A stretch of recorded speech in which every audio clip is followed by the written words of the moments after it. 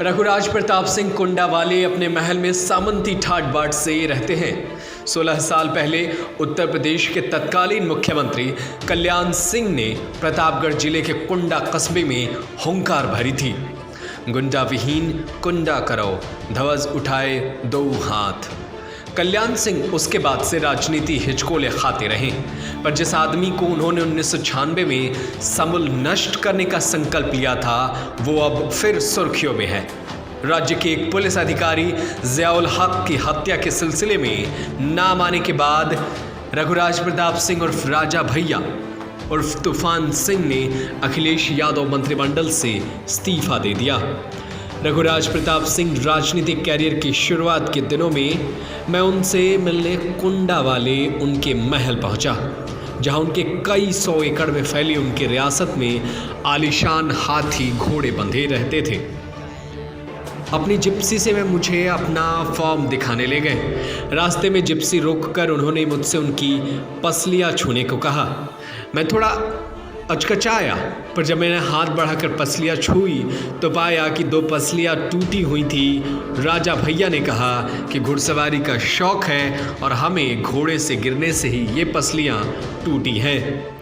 उस दौर में हर सुबह राजा भैया अपने महल के बाहर दलान में दरबार लगाते थे। गांव के मर्द, औरत और बच्चे अपनी शिकायतें और झगड़े लेकर अदालत की बजाय उनके दरबार पहुंचते थे, जहां राजा भैया तुरंत न्याय कर देते थे। उनके महल के बाहर कमरे तक झुके हाथ जोड़ के लोगों की कतार लगी रहती थी। 15 साल पहले कुंडा थाने के रिकॉर्डों में राजा भैया और उनके पिता उदय प्रताप सिंह के खिलाफ धोखाधड़ी से लेकर हत्या के कई मामले दर्ज थे और उनका नाम इलाके में हिस्ट्री शीटरों में शामिल था।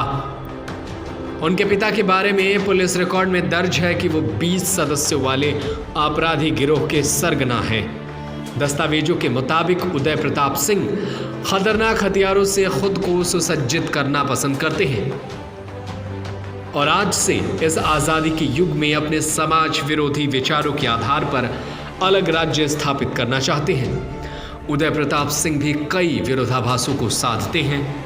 उनसे मुझे मिलना खुद राजा भैया मिलाने ले गए, लेकिन उनके महल के बाहर काफ़ी दूर ही उन्होंने अपनी गाड़ी का इंजन बंद कर दिया। राजा भैया ने मुझे बताया कि पिताजी पर्यावरणवादी हैं और उनके सामने गाड़ी का इंजन ऑन नहीं रखा जा सकता।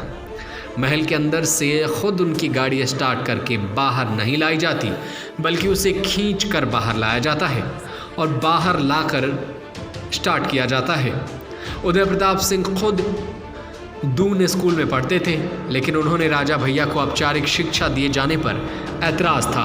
उनका मानना था कि शिक्षा हासिल करने से राजा भैया बुज़दिल हो जाएंगे, पर राजा भैया की मां ने बिना जाहिर के उन्हें प्राथमिक शिक्षा दिलवाई और राजा भैया ने सिर्फ 24 वर्ष की उम्र में राजनीति में हाथ आजमाया और आज़ाद उम्मीदवार के तौर पर चुनाव जीत गए।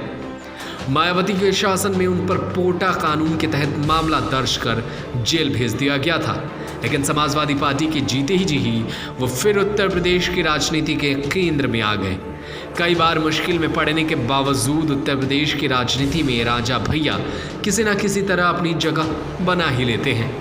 इसलिए इस इस्तीफे को राजा भैया के राजनीतिक कैरियर का अंत नहीं माना जा सकता। ब्यूरो रिपोर्ट, खबरें अभी तक। Subscribe to our YouTube channel and press the bell icon to get the latest updates.